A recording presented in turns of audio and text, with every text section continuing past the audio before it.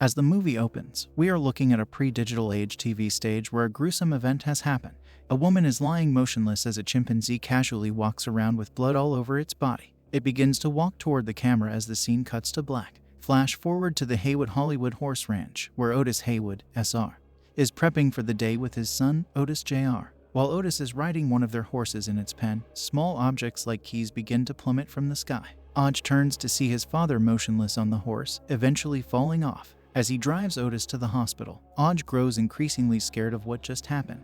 Otis dies, and it turns out a falling nickel killed him. The movie then breaks into chapters, named for non-human characters in the film. 6 months after Otis's death, Oj is on set with show horse Ghost for a project led by filmmaker Antlers Halst. Oj is waiting for his sister Emerald, who is much better at the PR than he is. Em arrives very late and, despite already being cast and on set, uses the opportunity to educate the primarily white crew about the first documented motion picture by Edward Muybridge depicting a black man riding a horse. The jockey in that motion picture is their great-grandfather. The Haywoods train their horses for film shoots, but since Otis S.R.'s death, Em and Oj have been struggling to make ends meet. Em finishes her impassioned speech and goes to chat with someone as the shoot continues. Oj becomes nervous as more people arrive on set. As a production assistant sets up a prop, Ghost sees its reflection and kicks back, almost hitting the star of the project.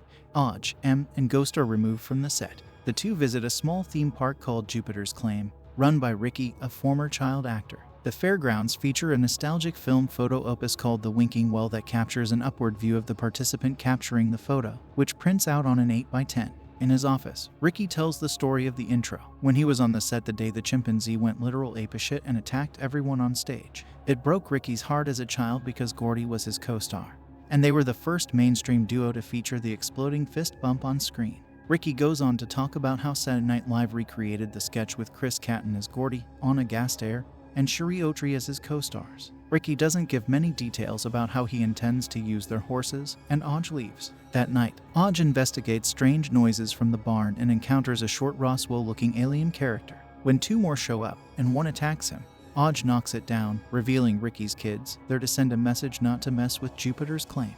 Later that night, all the power goes out as Oj sees a strange object flying through the sky at the same time that some horses go missing. To prove it is an alien, he and Em go to a Fry's electronics store, where they meet Angel and discuss taking a video of the alien to sell. Angel overshares that he is recently out of a relationship, which explains more his desire for human interaction. They have Angel set up the cameras on top of the house and elsewhere on the ranch. At one point, they discuss the concepts of UFOs and aliens. After setting up the cameras, Oj sets up a decoy horse with a pennant banner tied around it. The alien approaches and shuts down the ranch surveillance camera. Unfortunately, a praying mantis lands on the lens of the house camera, blocking the view of the ship and sucking up the decoy. It flies away with the pennants dragging out of its maw. Chapter 1. Clover. Ricky prepares for a show at Jupiter's Claim featuring a horse in a glass box. When Oj sees that it is Clover, one of his horses, he waits to see what is about to happen. For the show, Ricky explains that for the last 6 months, they have been putting on the spectacle of the horse being devoured by something. Though he doesn't specify it as an alien, this explains the Roswell costumes his kids wear and the same themed merchandise they sell. After introducing his kids and wife, Ricky calls out his first love, the woman who was attacked by Gordy, the chimp. She is sitting in the audience, her veiled face unrecognizably mangled. The strategy is to use the act to attract the alien, then sell the merchandise since it shuts down technology, preventing anyone from recording it. Ricky notices the inflatable tube men deflating early, signaling the approach. He awkwardly tells the audience that the something is early as it approaches the arena. With the pennants in tow, the alien begins to suck up everybody from the audience, as well as Ricky and his family. Oj hesitantly approaches Clover to get it out of there. After loading it into the truck, Oj attempts to drive away, but the alien gives chase, eventually spitting out the decoy horse into the truck. Oj realizes some things. The UFO is not the ship, it's the alien, which spat out all the metal objects that killed Otis, SR. When Ricky first moved into town and set up Jupiter's Claim, the alien's appetite for living flesh has grown from horses to humans, and it only eats what looks into its maw. Chapter 2. Gordy. In a flashback, young Ricky sits on stage as a live taping of the show is being shot. Gordy suddenly and without warning begins attacking absolutely everyone on stage. As Ricky looks on in horror from beneath the set table, Gordy finishes killing one actor before coming over to hit the young girl one last time. He then sees Ricky hiding under the table and offers him a bloody fist bump.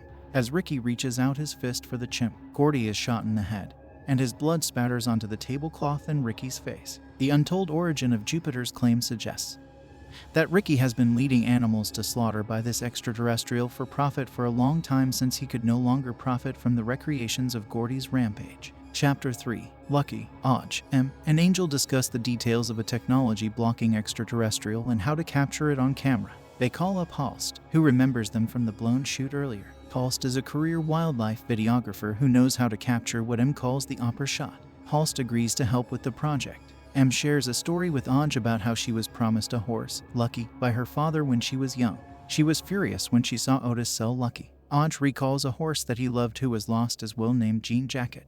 They decide to call the alien that. Chapter 4. Jean Jacket. Holst arrives with an IMAX film camera with a crank reel, the better to capture the alien without losing footage. Oj and M raid Jupiter's claim, removing batteries from the cars to power the inflatable tube meant to lay a path for the alien and the horse. Oj will lure the alien while Angel helps Holst to capture the video.